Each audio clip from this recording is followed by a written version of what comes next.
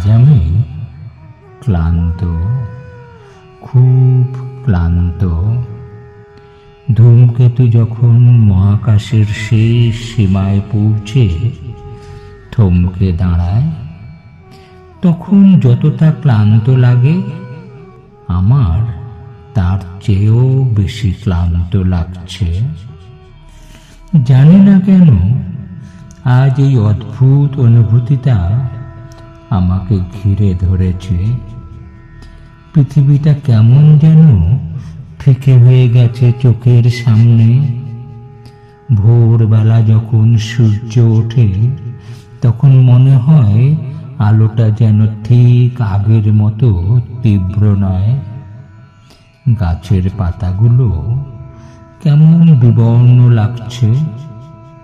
ঘুম আসে না রাতে। বিছানায় এপাশ ওপাশ করি। মনে হয় বুকের ভেতরটা কেমন যেন ফাঁকা।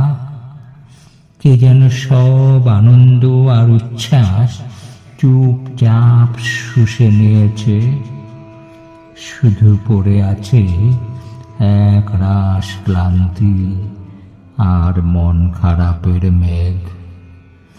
একটা সময় ছিল যখন মনে হতো জীবনের সব রহস্য আমার হাতের মুঠোয়। এখন মনে হয় জীবনটাই সবচেয়ে বড় রহস্য। আর এই রহস্য ভেদ করতে গিয়ে আমি আরো ক্লান্ত হয়ে পড়েছি। আজ আমি ক্লান্ত, খুব ক্লান্ত। জানি না এই ক্লান্তি কখন কাটবে, নাকি জীবন ভর এভাবেই বয়ে বেড়াতে হবে। হয়তো একদিন হঠাৎই সব ক্লান্তি উধাও হয়ে যাবে, যেমন করে শরৎকালের মেঘ উড়ে যায়। অথবা হয়তো যাবে না। কি আসে যায় তাতে? কি আসে যায় তাতে?